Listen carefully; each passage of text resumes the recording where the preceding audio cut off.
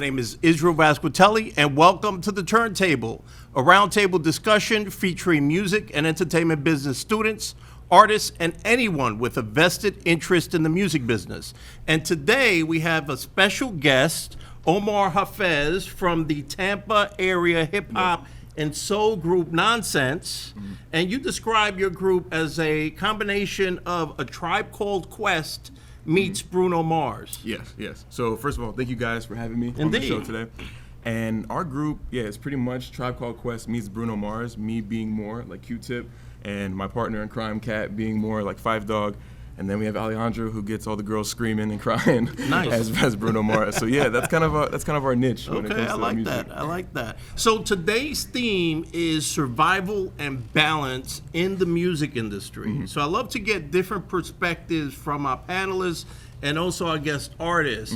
First things first, and this is a somewhat broad question, but I would love to know maybe a little bit of insight in a world where ultimately the barriers to entry are pretty much diminished. In other words, anyone could kind of start now, but there's still expenses, right? Even if you're going to do something grassroots, bare bones, you still got to spend some money. So if you don't mind maybe sharing some of the basic costs that you might incur when you're starting in the music business. So what do you think? So as far as us, like touring-wise, we always have to use one of our cars. So we'll use mine, for example. And from there, like, we have to pay for gas. We have to pay for different kind of clothes. You know, when you go on tour, you kind of have to find, like, maybe motels. You got to ask them, hey, can I take a shower real quick? Because we're kind of on tour. So things like that, I believe, you know, at the end of the day are going to cost money just to even start, just to get your name out there. And then, you know, from our point of view, from being from a hip-hop group, you have the instrumentals, you have recording time, you have all these expenses that hit you. And as a student like me, it can kind of come to a point where, like, oh my God, I have school, I have music, I'm paying for both. Like, it's kind of getting hectic. But I think there's beauty in the struggle, and I feel like eventually you can keep hitting that rock, and eventually it breaks. And then you can, you know, have a product for your example. So Indeed. Yeah. So what do you folks think? What other just basic expenses, things maybe that we take for granted that you need to get the ball rolling? There's a great saying that quite many of my friends in the music industry use, and it says, to make it in the music industry, you only need two things: a great deodorant and a great cell phone. With having such a powerful tool in each of our pockets now, there's so many opportunities, whether it's recording, whether it's touring, whether it's communicating and networking, that we have in just this one small device. So I would say one of the best investments you can make in your music business career, whether you're an artist, whether you're on the business side, whatever it is, a great cell phone. Yeah. It's interesting because, you know, ultimately, especially in the music business, it's always been about some type of technology, even if it's your instrument. And it's kind of fascinating that we're at a point where ultimately a phone could be a studio, could be a form of communication, could be a marketing tool. So that's a great point. Not to mention a connection, right? You need to have it connected too. Keep your bills paid. Yeah. So what else? What other expenses maybe that are obvious or maybe not so obvious that you really need to have on hand before you consider taking this seriously?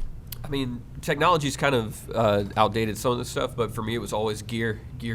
Just like, you know, everyone I played with was always a gearhead, and that stuff adds up a lot. So, you know, looking for sponsorships always helps to, like, kind of offset that if you could get them, but it's still, you know, hard to come by. And then I know I always played in a band, so we needed a place to practice. So I've had a lot of angry neighbors over the years until we could actually rent out a practice space. So yeah, those were a couple that you don't really think about, and then you're like, well, where are we gonna do this? You know, and then next thing you know, you're shelling out money to practice somewhere. So yeah. You can even go something as simple as supplies. Like, you're putting up flyers because you want to make people aware. You want to promote the fact that you're performing.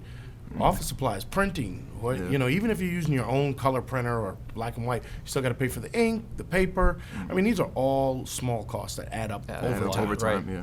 And even, like, you know, what are you going to eat? You were talking about that. Like, well, what are you going to eat? Where are you going to sleep? Yeah. Like, I've gone to full, like, week or two long recording sessions where people forgot to budget what they were going to spend on food, and then that creeps up on you, like, real fast. Yeah. Indeed, sharing ham sandwiches. Yeah. I've had people or Hungry pack Howie's. They're like, hey, like you're doing a road trip, pack sandwiches, peanut butter and jelly.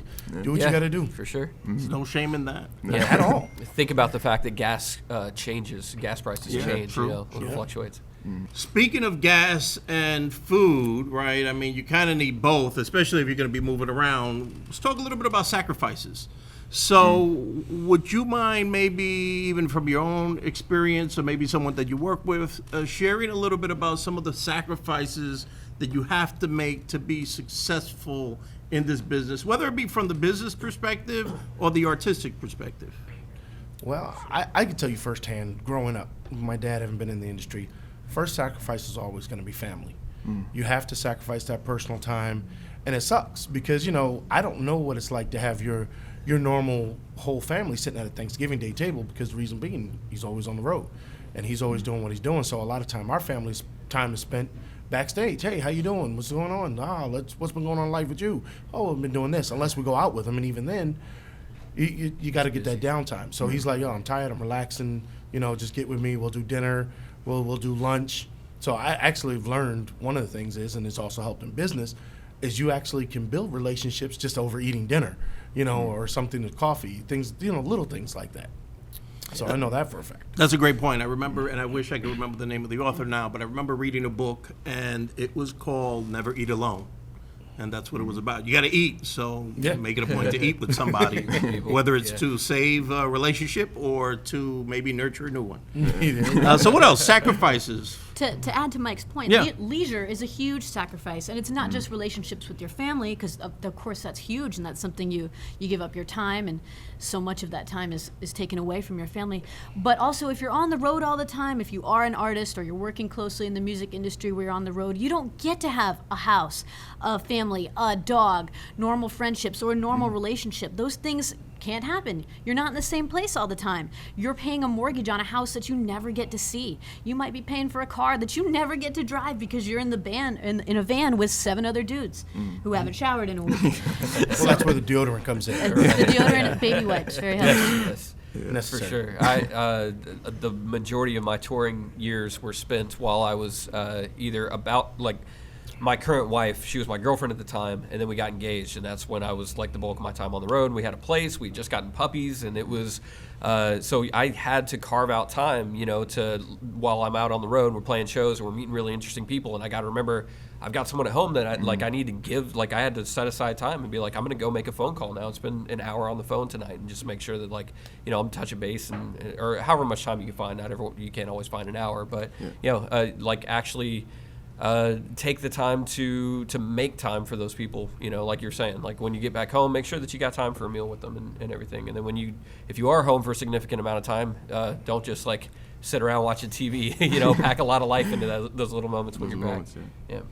That's a great point. I mean, going back to family, not only do you have to find time to be there for them, but at the same time, conversely, there's some folks that go into business, not just any business, but the entertainment and music business with their families. Anybody want to speak to maybe some of the pitfalls or some of the things that could go right or wrong in that area? Sure. Just branching off of what I said, I think it's really important. I was very lucky to find someone that understood the creative side of the industry and was and honestly, if I could go back in time, I would probably even give her more of a heads up of what to expect. I'm going to be up the exact opposite hours of you. I'm going to be, I'm going to be working all night long. I'm going to be, I've dabbled in stand-up also. I've been done some film work, so it's I'm going to be in a stand-up club in the middle of the night, while you're sleeping, and you're going to wonder where I am. But just trust me that I'm actually working, and this is part of my process. So just getting someone on the same page and letting them know what to expect from the lifestyle, I think is really important. Right. Yeah. Trust is important. Yeah. Trust is important, but then it also balance. You see, my wife is the CEO of the company, and we do a lot. And people are when do you ever have time for each other? Well, we manage to make our business time our time. When we ride in the truck together, that's our personal time. One-on-one, we get a chance to talk. We make some of our business outings kind of just also special. Hey, listen, this is a once-in-a-lifetime thing that we'll be doing this thing together. So we make it something that it's special. And we go out, we're working together. It's almost like a working vacation relationship where it's hey, okay, it's fun working backstage or we're doing something. So you can make a moment special depending on when you're dealing with family in this industry. Indeed. And ultimately, it is also about support, having that support system, and clearly family could definitely be that or not be that. Right. You know, and that I think could kind of, take you one way or the other. Right. And I've seen a little bit of both. Not in my life. I've been lucky enough to have that support system, but I've seen things go wrong in other spaces. Yeah. And even if your routine is weird or unusual by conventional standards, it's still helpful to have a routine, So even if I come home at 1 a.m. from, I don't know, being in a recording studio or whatever it is, like I go walk my dogs and they know to expect that, or, then so it's an unusual time to be walking dogs, but, it's again, it's the routine they're used to. So that kind of adds some comfort into the lifestyle. Or have a show that you watch together. Yeah, Just true. no matter Yeah. where you're at. And once again, it goes back to that cell phone. That's a good one, Jenny. And that cell phone, you can turn into Netflix and say, hey, we're going to watch this show together. Right. And that makes that Something moment. grounded. Yeah. Exactly. Definitely. Awesome. Let's talk a little bit about health. And in an environment, whether you mentioned touring, where you're out on the road, you're maybe sitting on a bus or the back of a car, depending on how you're touring, eating a lot of food from rest stops or fast food. How do you maintain health? Or even if you're behind a desk all the time working nonstop, how do you balance that, or don't you balance it? I think one thing that kind of goes unnoticed is so when we go tour, we're not doing nationwide tours. We're just doing around up and down Florida. But the one thing we always try to do is at least eat a little bit healthier. So we'll try to cut out fast food, and maybe we'll go to Publix and get salads and be all right, this is our meal for right now, and then we'll work what we can later or whatever. But like you said, packing the peanut butter jelly sandwiches just in case it's the last resort. You know what I mean? And also too, just kind of mental health as well. I think when you're on tour, you don't have that significant other, you don't have that dog, you don't have anybody really except your bandmates to lean on, and sometimes that results in conflict. So you kind of have to make sure mentally you're okay. Maybe you bring your favorite book, or maybe it is that phone call with your significant other that can help you through that time. So I think we try to maintain that while we're on tour. So speaking of that, I know you've been on tour buses. Yes. So what do you think? How do you maintain, you mentioned mental health, how do you stay sane when you're cramped up in a bus with the same people? Maybe they have deodorant, maybe they don't. Febreze goes a long way. You start to realize who you like in your band and who you don't like and not. It's again, for me, it was about finding anchoring points. I think I saw a lot of people go out on tour for significant amounts of time and not grow mentally at all. So I find a book, or for me, I couldn't read in the car because I get motion sick. But podcast or get Audible or whatever. So you're still engaging your brain in some interesting way, or even if you're not actually in the conversation, you're hearing interesting conversations and being exposed to new information. That's really important. Finding those anchoring points to keep your mind active is really helpful. From a health standpoint, for a longer stretch of time when we were out on the road, if we were out for several months, invest in a really good cooler and stock. I mean, for us, we honestly saved money by going to Costco before we left for the road and getting. Once we went on a few tours and came back 15 pounds heavier, we were like, hey, we should do something about this. This is not a good look, So we would get fruits and vegetables and stuff to make sandwiches and all that stuff, and it kept us from going through all the drive-thrus and everything. The other thing that we did is made a point, if we stopped at a rest area or a gas station or anything like that, go get some exercise. Bring a skateboard with you, throw a football around, do something. Exactly. You're gonna be cooped up in a van anyways. You got that energy to burn, so go burn it.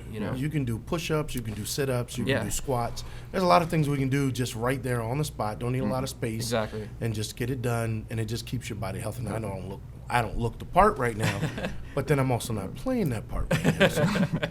So let's wrap up by maybe sharing some takeaways. Possibly, maybe an effective way to do this would be to get you to tell us something that you learned on your journey, maybe in the business side, that you could apply to your life skills. So I'll start off, and I'll tell you that one thing that I learned early on is that if you set yourself up in a position where you're always waiting for people to do something, you'll never get something done. So I had to learn to be self-sufficient. Yes. Even if I had to fill multiple roles, it was going to get done. And then clearly in the real world, you have to be a self-starter. I mean, if you want to, you have to be self-motivated. So what do you folks think? One thing that I can say I learned early on is that everybody's wired differently, sure, right? And sure, there's such a thing as work-life balance. It's real. But if you really want it, you will sacrifice that leisure. There is no balance. It's my dream, my goal, my success, and that's the only thing. It's like having blinders on. I don't take days off. I now teach here at Full Sail, and I don't tour the world like I used to, but I still, to this day, I don't take days off. Yeah. Great point. It's a good point. You can't turn off that obsession. I think people that I work with tend to think I'm crazy because, like they'll be going about their day-to-day life and suddenly get a text from me and it's like 5 ideas for the project they're working on. They're like, "Oh, you're still thinking about it?" Like that's what you're still focused on. And I'm like, "You're not? Like, what's wrong with you?" So that's a good takeaway. I think also I learned a lot of life lessons about collaboration just by working with so many people. There's I think in order to be a creative person, you have to have a little bit of an ego, and luckily I had that stomped out of me largely when I was a lot younger, just from like working with people over and over again and suddenly realizing like, oh, their idea is better than mine and it makes this project better, and you've got to be able to kind of like take that, and that's something that you can apply to a marriage, you can apply to any relationship with your family, is kind of like how to step outside of yourself and realize that there is something as a whole, maybe your relationship as a whole, that's worth more than just getting your way, and you've got to kind of like pick and choose your battles and that stuff. Mine is about effort. Like it's always you got to keep giving it. You got to keep giving and feeding it, watering it, nurturing it. Like you said, it never shuts off. I'm the same way. Literally, I'm always thinking about what's next, what to do here. Whenever I have empty space, I fill it. But there's also that need for balance, and your effort to keep it, maintain a balance, is so you don't put so much on your plate that it spills over. And you have to be wise enough to know, wait a minute, I'm doing too much. Let me slow this down. Instead of spreading myself so thin, let me put the right amount of effort into each piece so that it keeps it balanced and I can keep the tray full and still get enough done and serve, all the needs that need to be served. Great point. Great point. So on that note, I want to wrap up. I want to thank you all for the wonderful input and advice and insight. Thank you, and we'll see you next time.